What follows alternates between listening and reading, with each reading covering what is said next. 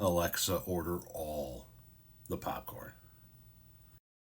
Prosecutors seek 7 years in prison for disgraced former Representative George Santos in federal fraud case. The 87-month sentence proposed by prosecutors is on the high end of court guidelines for such cases. A sentencing hearing is scheduled for April 25th. Prosecutors are seeking more than 7 years in prison for disgraced former U.S. Representative George Santos after he pleaded guilty to federal fraud and identity theft charges. The U.S. Attorney for the Eastern District of New York argued in a court filing Friday that a significant sentence was warranted because the New York Republicans' unparalleled crimes had made a mockery out of the country's election system. From his creation of a wholly fictitious biography to his callous theft of money from elderly and impaired donors, Santos's unrestrained greed and ferocious appetite for fame enabled him to exploit the very system by which we select our representatives, the office wrote. Prosecutors also argued that Santos had been unrepentant and defiant for years, dismissing the prosecution as a witch hunt and refusing to resign from Congress as his web of lies was debunked. They said his claims of remorse after pleading guilty ring hollow and suggested that he has a high likelihood of reoffending given he has not forfeited any of his ill-gotten gains or repaid any of his victims. Santos's lawyer, in an email to the Associated Press, dismissed the 7-year proposal as absurd and unfounded, saying it appears designed to beat up on a man that already took full responsibility for his actions.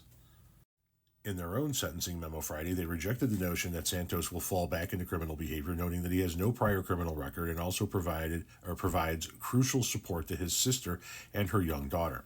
They argue for a 2-year prison term, which is mandatory minimum sentence for aggravated identity theft. The lawyers maintain such a sentence is in line with those handed to former U.S. Representatives Jesse Jackson Jr. and other political figures facing similar financial crimes.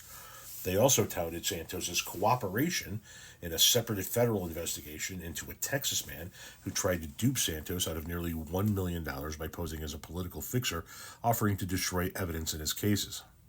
This sentence, coupled with the significant collateral consequences Mr. Santos has already suffered, including the loss of his congressional seat and public humiliation, would send a clear message that such conduct would not be tolerated, the lawyers wrote. You think he should just be embarrassed and that's the end of it? Get fucked.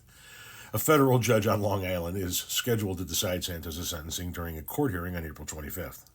The once rising Republican, who represented parts of Queens and Long Island, served barely a year in office before he was ousted by his House colleagues in 2023.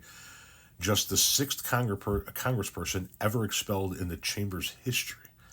Santos's political demise came after it was revealed that he had fabricated much of his life story, leading to questions about how the political unknown had funded his winning campaign. The now 36-year-old cast himself as a wealthy businessman who had graduated from top colleges, worked at prestigious Wall Street firms, and held a valuable real estate portfolio. In truth, he was struggling financially and faced eviction. Santos admitted in August that he duped voters, deceived donors, and stole the identities of nearly a dozen people, including his own family members, to make donations to his congressional campaign.